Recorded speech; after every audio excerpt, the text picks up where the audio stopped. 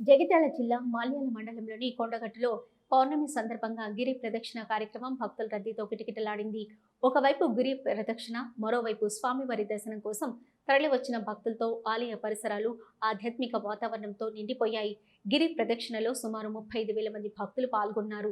ఈ సందర్భంగా సురేష్ ఆత్మారాం మాట్లాడుతూ, కుల భేదాలకు అతీతంగా హిందూ ధర్మం భక్తి భావనలను పెంపొందించే లక్ష్యంతో భక్తులు పెద్ద సంఖ్యలో పాల్గొన్నారని తెలిపారు. అలాగే వచ్చే పౌర్ణమి జూన్ 29 సందర్భంగా ప్రత్యేక కార్యక్రమాన్ని చేపడుతున్నట్లు వెల్లడించారు. చిరంజీవి అపర బ్రహ్మ అంటారు. అలాంటి ఆంజనేయ స్వామి ఎందుకు మనల్ని కలిపాడు తెలుసా? ఇది రామరాజ్యం అంటారు. ఈ భారతదేశం స్వర్గంతో సమానమని రాముడే చెప్పాడు రామాయణంలో. జననీ జన్మభూమిశ్చ స్వర్గాదపి గరీయసి అని. అలాంటి రామరాజ్యాన్ని మరి ఆ కాలంలో ఆంజనేయ స్వామి కాపాడారు.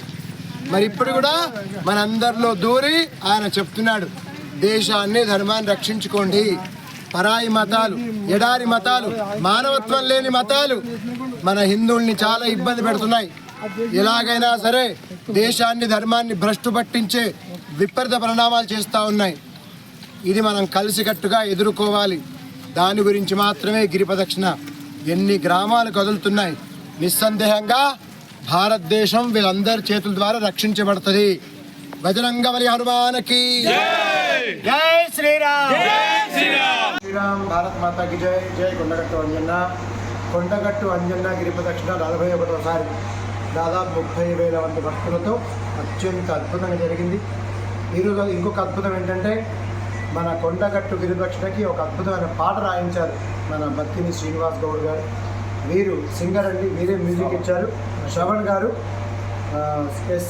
Shravan Kumar, SK music Telugu. దీంట్లో ఈ పాట ఉంది, అందరూ వినండి. యూట్యూబ్ ఛానల్ చాలా చక్కటి సంగీతం కానివ్వండి, ఆ యొక్క పాట భావం కూడా చాలా సులభంగా అందరికి అర్థమయ్యే రీతిలో ఉంది. ఇలాంటి ఇంకా పాటలు కూడా అంత ఉత్సాహాన్ని ఇచ్చే విధంగా చక్కగా వారు రాయాలని మనస్ఫూర్తిగా కోరుతూ వారికి శుభాశీర్వాదం. జై భవ.